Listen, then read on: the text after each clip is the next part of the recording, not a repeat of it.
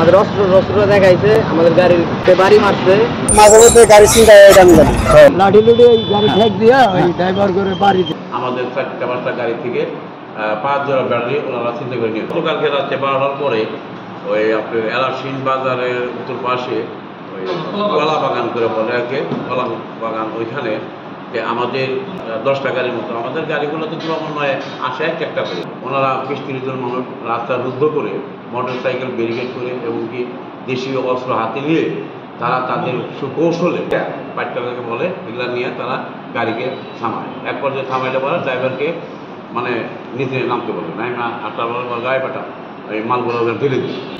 কেন আমরা টাকাতে কিনে নিয়ে আসছি, আমরা মালগুলো কেন এক পর্যায়ে লাঠি পেটা করে বেশির বাচ্চ ওই বাড়িগুলো ঢালায় এবং ওদের কাছে যে থাকা কিছু টাকা পয়সা থাকে 5-7 হাজার, এটার থেকে আমরা অবগতি চাচ্ছি। ট্রাকের ব্যবসা আমি মোটামুটি দীর্ঘ 8 বছর যাবৎ করতেছি, কিন্তু এর আগে কোনো বছর এরকম অপ্রীতিকর ঘটনা ঘটে নাই।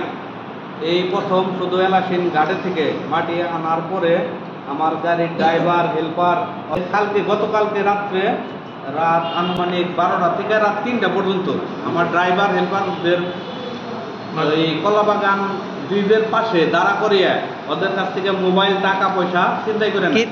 যারা এই ঘটনা ঘটাইছে, যেসব কলাবান মোটর সাইকেল এবং সিএনজি নিয়ে ঘোরাঘুরি করছে এবং ছিনতাই করছে, তারা ওই জায়গায় কালু শাহিন নামে এক ব্যক্তির নাম প্রকাশ করছে। নিজেদের জীবনই তো মারাত্মক হুমকির মুখে। রাস্তার সামনে আমরা নিরাপত্তা চাই। আমি ডাক্তার চালক, আমার কালকে রাত্রে ফার্স্ট গাড়ি আমাকে কোন জায়গায়? কলাবাগান। কে কে ছিল ওখানে, কয়জন লোক ছিল? তারা লোক ছিল 6 জন 7 জনের। আমি আমার মহাজনকে আমি ফোন দিতে চাইলাম, ওদের ফোন দিতে জি আমরা ওখান থেকে একটা মাল কিনে নিয়ে আসি, ওনার নিয়ে টাকা দিত। আচ্ছা হ্যাঁ হ্যাঁ টাকা দেয় দিয়ে আমার সাথে যায়। এরপরে হামকি দামকি দিচ্ছে, মারধর করছে কিছু, তারপরে অস্ত্র নিয়ে আসছে, অস্ত্র ছিল। প্রশাসনিক খাবারকে অনুরোধ যানবাহন নিরাপত্তা আমাদের দিতে হবে।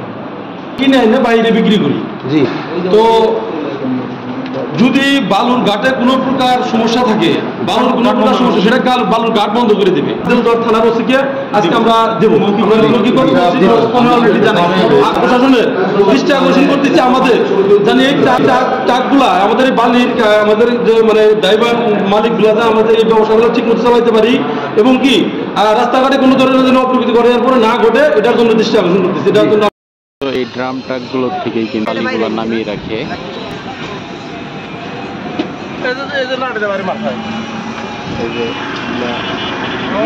বাইরে বসে ফেলাইছে না, বাড়ি মারছে,